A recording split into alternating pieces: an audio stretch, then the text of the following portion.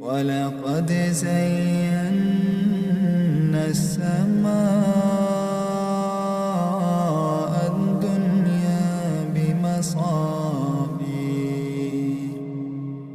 بمصابيح وجعلناها رجوما للشياطين وأعتدنا لهم عذاب السعير وللذين كفروا بربهم عذاب جهنم وبئس المصير إذا ألقوا فيها سمعوا لها شهيقا وهي تفور تكاد تميز من الغيظ كلما ألقي فيها فوج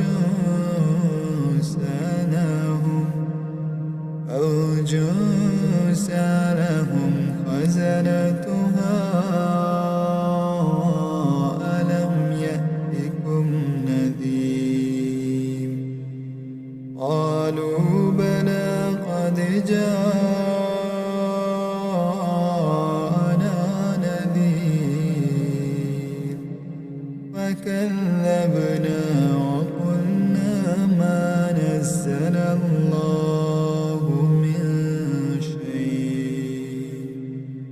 إن أنتم إلا في ضلال كبير وقالوا لو كنا نسمع أو نعقل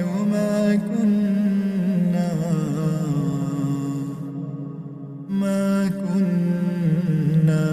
في أصحاب السعير فاعترفوا بذنبهم فسحقا لأصحاب السعير إن الذين يخشون ربهم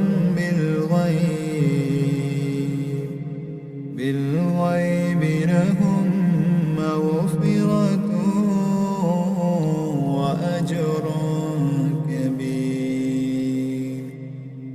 وأسروا قولكم أو اجهروا به إنه عليم بذات الصدور ألا يعلم من خلق وهو اللطيف الخبير هو الذي جعل لكم الأرض ذلولا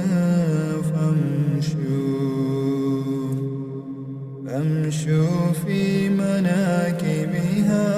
وكلوا من رزقه وإليه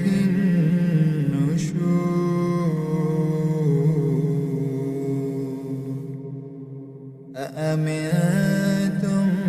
من في السماء أن يخسف بكم الأرض فإذا هي تمور أم أمنتم من في السماء أن يرسل عليكم حاصبا فستعلمون كيف نذير ولقد كذب الذين من قبلهم فكيف كان نكير أولم يروا إلى الطير فوقهم صافات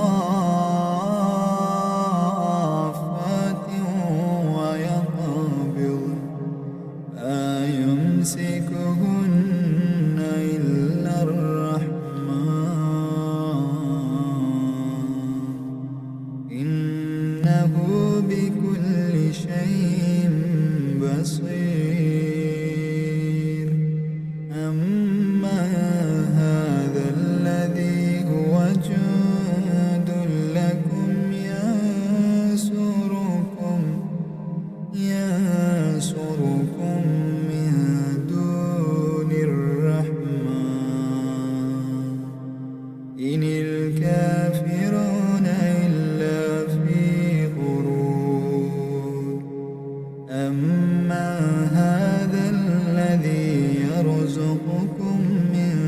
أمسك رزقه بل لجوا في عتو ونفور أفمن يمشي مكبا على وجهه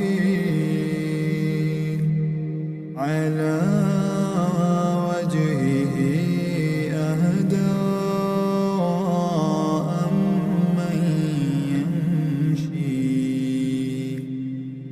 أمن يمشي سويا على صراط مستقيم قل هو الذي أنشأكم وجعل لكم السمع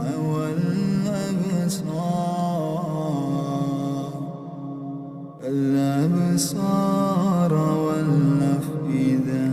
قليلا ما تشكرون قل هو الذي ذرأكم في الأرض وإليه تحشرون ويقولون متى هذا الوعد إن كنتم صادقين قل إنما العلم عند الله وإنما أنا نذير مبين فلما رأوه زلفة سيئت وجوه الذين كفروا وقيل هذا الذي كنتم